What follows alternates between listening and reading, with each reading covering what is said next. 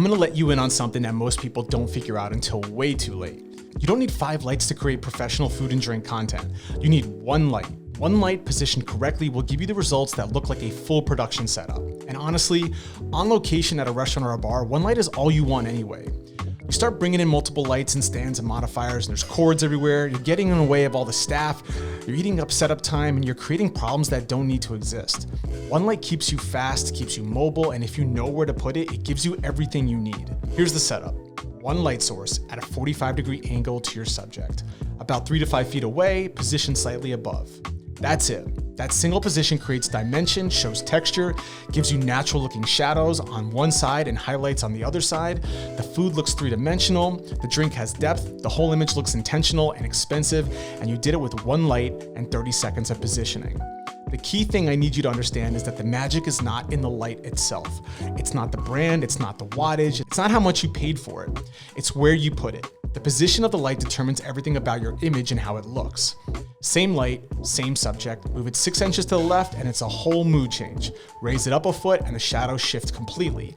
The position is doing all the work, so stop worrying about whether you have the right light and start learning about what light does what when you move it around. Now, whether that single light is hard or soft makes a big difference in the feel of the image. A bare bulb or a small direct source gives you a hard light, sharp shadows, defined edges, dramatic contrast. That's great for moody cocktail work, dark atmospheric bar photography, anything where you want intensity and drama, but it's unforgiving. Every crumb, every fingerprint, every imperfection shows. Soft light is the opposite. You put a modifier in between your light and your subject, a softbox, a diffusion panel, even a white sheet, and the light spreads out, wraps around the food, and everything looks flattering and elegant. The shadows are gradual instead of hard-edged. The highlights are smooth instead of blown out. For most food and drink content, soft light is where you want to live. A $300 LED with an $80 softbox in it will produce better results than a $1,000 light with nothing in front of it. The modifier is doing the heavy lifting. If you don't have a modifier and you don't want to buy one yet, here's a free move. Use a reflector or a white poster board on the opposite side of your single light. The light hits your subject from one side, the bounce card catches some of that light and pushes it back onto the shadows from the other side. Now you've got dimension without the dark side going completely black. That's a 2-piece setup. One light, one bounce card. And it handles probably 80% of what a second light would do at 0 additional cost. Quick note on continuous versus strobe. Continuous lights, LEDs, tungstens are always on. What you see with your eye is what the camera captures. That real-time feedback is incredibly valuable when you're learning because you can move the light, watch the shadows shift, and understand the relationship between the position and the output before you take the shot. Strobe lights fire a burst of light when you trigger them. More power, more control, but you can't see the result until after the shot. And the setup requires additional gear to sync the flash with your camera. If you're starting out, go continuous. You'll learn faster because the feedback loop is instant. Here's how I think about your practical options right now. If you want the simplest setup that's hardest to mess up, use a window. That's your single light source. Position your subject near the window, put a bounce card on the shadow side, and shoot. $0. Looks professional. If you want more control and you're ready to invest a little bit, get a continuous LED panel and put it at a 45-degree angle down with a softbox on it. Now you can shoot regardless of time of day, regardless of what natural light is doing, and you've got consistency and control.